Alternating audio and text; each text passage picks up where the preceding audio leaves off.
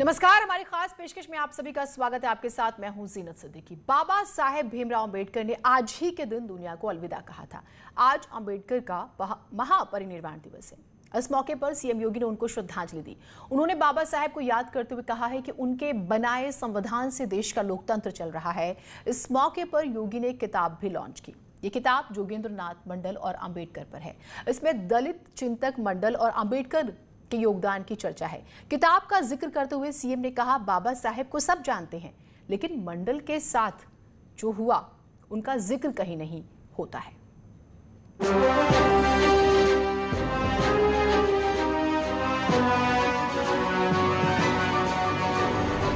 आजाद हिंदुस्तान की कई कहानियां देश को आजादी दिलाने वालों की कहानियां हैं। देश के बंटवारे की अनगिनत कहानियां हैं। पूरी दुनिया जानती है कि किस तरह से जिन्ना की जिद ने हिंदुस्तान के दो टुकड़े कर दिए। देश बंटवारे और दर्दों से जुड़ी कुछ कहानियों से अभी भी बहुत से लोग अनजान हैं।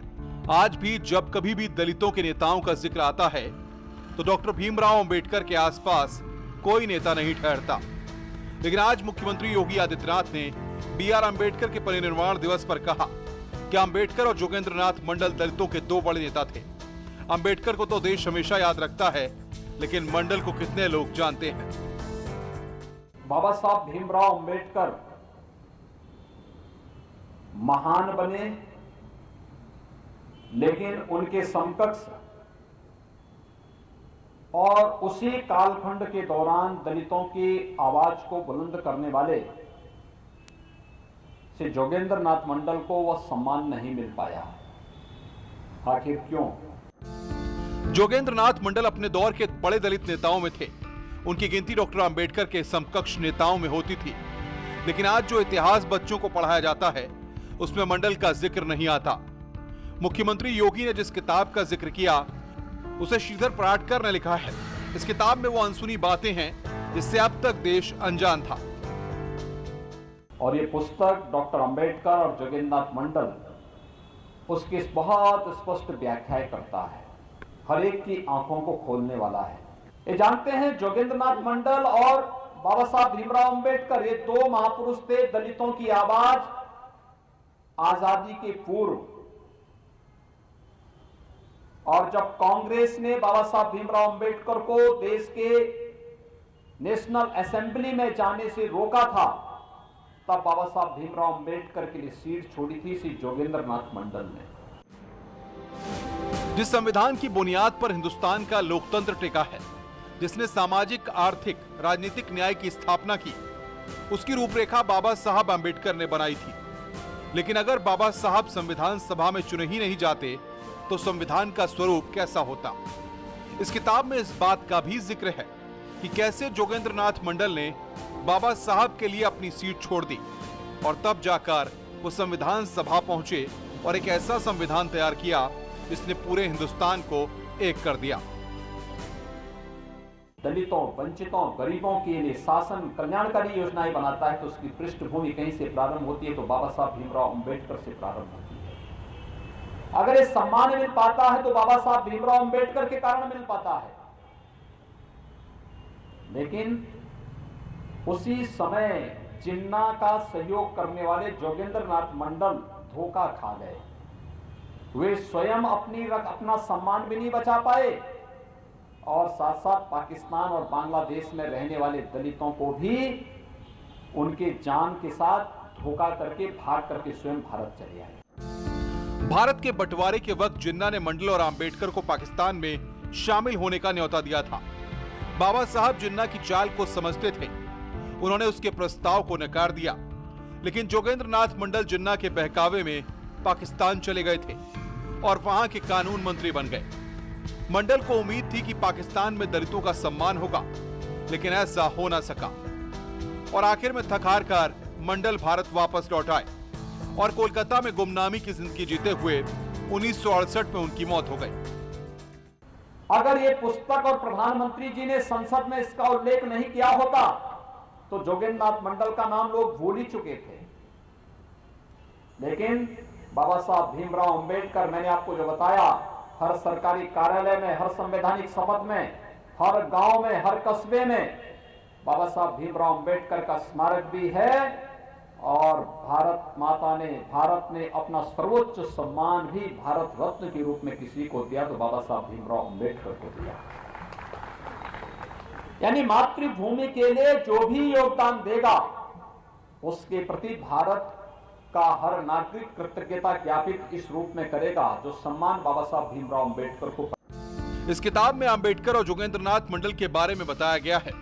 किताब में आपको इतिहास की वो झलक दिख जाएगी जिसके आधार पर आप ये तय कर पाएंगे कि आखिर जोगेंद्रनाथ मंडल को देश क्यों भूल गया और क्यों इतिहास के पन्नों से मंडल लापता हो गए। तो जोगेंद्रनाथ मंडल जिनका जिक्र हो रहा है वो लापता हुए या लापता करा दिए गए, बहुत ही एक महत्वपूर्ण सवाल है और आज उनका नाम चर्चा में है। तो फिर इसके पीछे की वजह क्या है? नवीन श्रीवास्तव जी, प्रवक्ता बीजेपी, हमारे साथ जुड़े। डॉक्टर पवन पुत्र बादल, प्रबंधक राष्ट्रधर्म प्रकाशन, डॉक्टर लालजी प्रसाद जी, निर्मल उत्तर प्रदेश अनुसूचित जाति विकास एवं वित्त निगम के जो हैं हमारे साथ जुड़े हुए हैं। आप सभी का बहुत स्वागत है। सबसे पहले डॉक्टर पवन पुत्र जी, मेरा सवाल आपसे ये, एक ऐसा नेता, क्योंकि जैसे मैंने इस किताब को खोला मुझे 2 लाइन जो है वो नजर आती है, जिन्ना की जिद और सत्ता के लिए नेहरू की अगर हम बात करें तो उनका जो एक जद्दोजहद थी, ये 2 जब मैंने पढ़ा तो मुझे लगा कि इस किताब में बहुत कुछ है। वो बहुत कुछ और बहुत महत्वपूर्ण क्या है, मैं चाहूंगी आप हमारे दर्शकों को बताइए।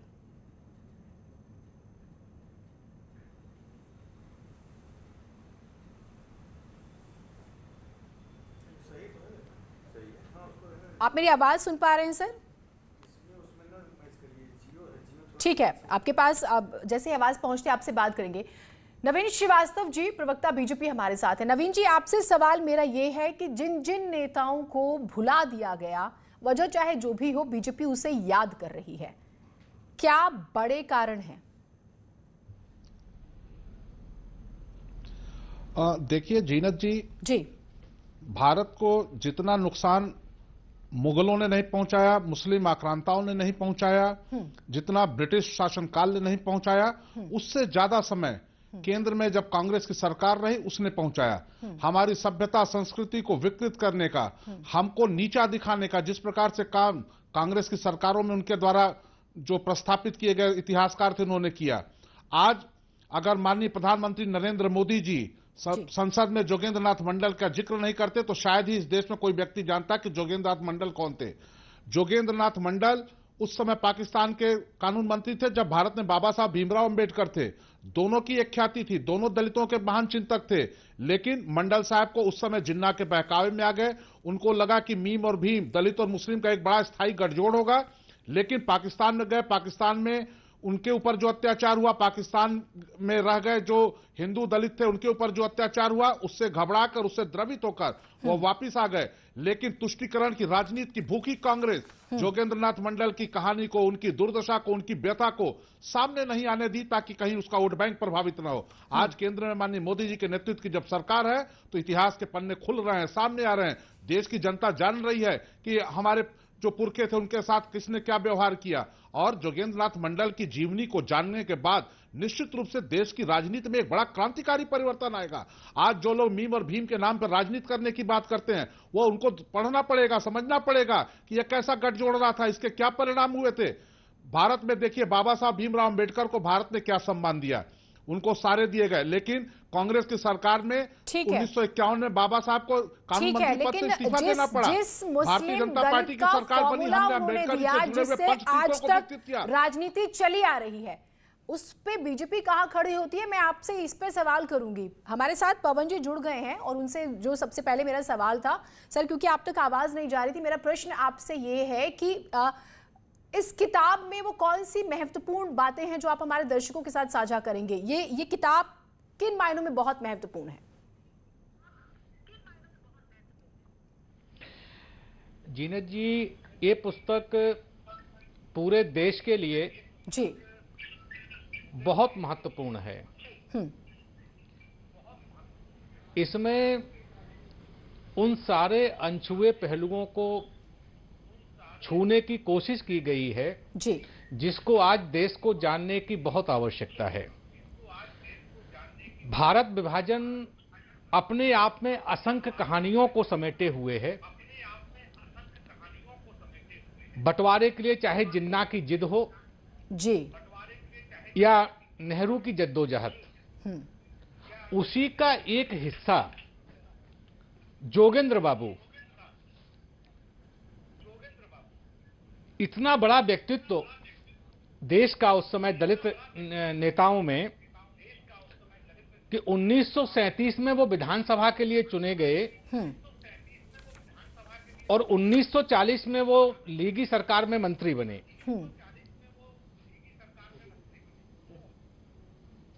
उनको लगा उस समय की कांग्रेस हमारे समाज के साथ न्याय नहीं कर रही है, ठीक है। इस दुष्परिणाम के साथ वो जिन्ना के नजदीक हुए और देश का एक दुर्भाग्य रहा कि जिन्ना के प्रेम के कारण जब वो पाकिस्तान गए, वहां के पहले विधि मंत्री बने, लेकिन बहुत जल्द उन्होंने एक विवादास्पद प्रस्ताव भी लाए वो पाकिस्तान में और पूरे ब्रह्मांड पर अल्लाह की सत्ता को उन्होंने स्वीकार किया।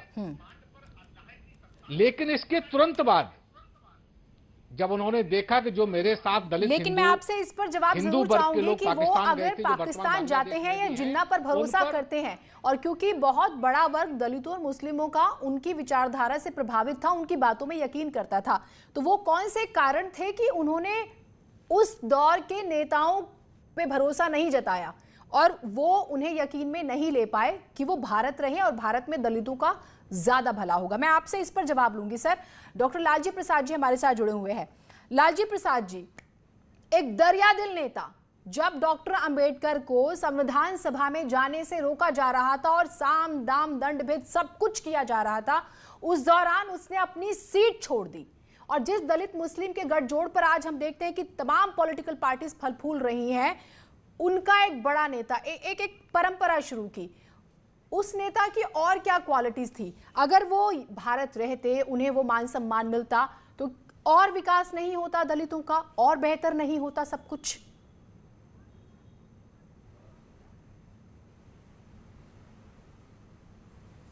जीनेत जी, जोगेंद्र नाथ मंडल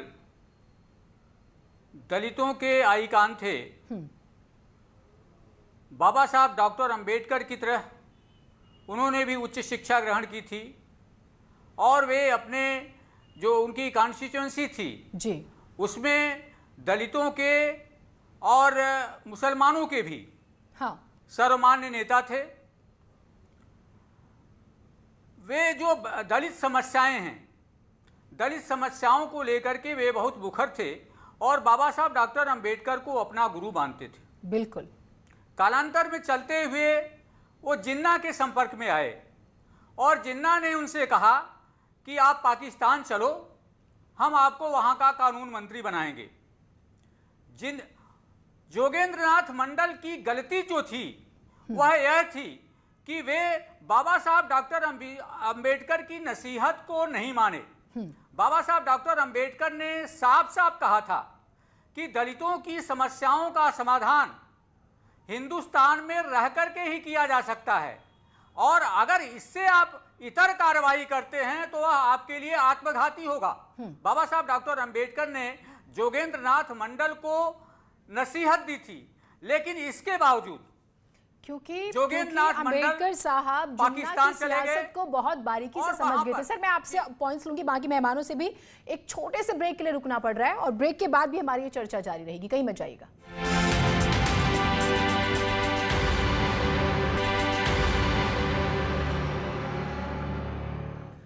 ब्रेक के बाद स्वागत है आप सभी का। तो जोगेंद्र नाथ मंडल का हम जिक्र कर रहे हैं। नवीन श्रीवास्तव जी, मेरा सवाल आपसे ये है कि ये बीजेपी जिस तरह से याद कर रही है, ये कोई एक्सपेरिमेंट है या फिर कोई मास्टर स्ट्रोक है? और ये सवाल इसलिए थोड़ा सा पॉलिटिकल है क्योंकि हम ये देखते हैं कि बीजेपी पर आरोप लगते हैं दलितों को परेशान करने के, कुछ लीडर्स के स्टेटमेंट्स इस तरह से या इस तरह की बातें। तो ये क्या है, आप हमें बताइए। जीनत जी, देखिए, भारतीय जनता पार्टी देश के उन सभी महापुरुषों का सम्मान करती है और उनका जो भारत के लोकतंत्र के प्रति योगदान है उसके प्रति हम सद्भावना रखते हैं, उनके लिए हम श्रद्धा रखते हैं और इसलिए हम काम करते हैं। लेकिन आप देखिए, पूरे प्रकरण में कांग्रेस का दोहरा चरित्र।